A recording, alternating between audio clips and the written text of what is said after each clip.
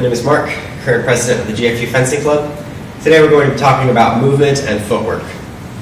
So, rule number 4, keep a steady foundation. One of the ways we do that is through our feet and how large step you take. It can be a very small step, it can be a very large step. It can also be a lunge. That's what we'll be going over today. To start off, we're going to get in our posture like we covered earlier. Foot in front of us, back foot at 90 degrees, squat down somewhere comfortable with your torso parallel to your opponent and your sword out in front. From the side it looks like this.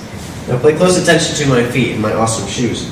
As I advance, I'm going to move the front foot first, shift my weight forward, and then move the back foot.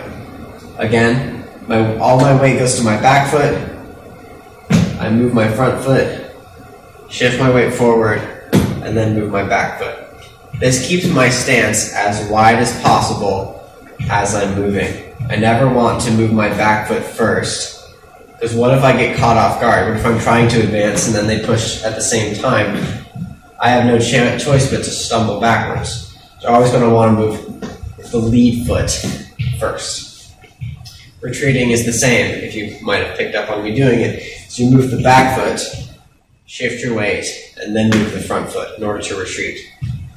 Now, how large a step do you take? It really depends on what you're trying to do and how stable you are, how quickly you need to move. I generally say smaller is mostly better. I'm not saying maybe take minuscule steps, but it should be something relatively quick, short. You can take a really large step if you need to cover a lot of ground really fast, but it's a little risky. Because once you commit to a big action, you can't retreat until you've completed that action. If I was to lunge forward and someone was to at the same time try and lunge at me, I'd be in a bad spot because I'd be exposed. Versus if I did a small, I can then retreat in just a small amount of time. So in order to practice this, I would recommend a few things. You can even try this at home without any equipment. Get into a stance.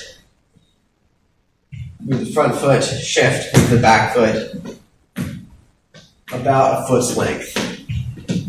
No more, no less, just a foot's length.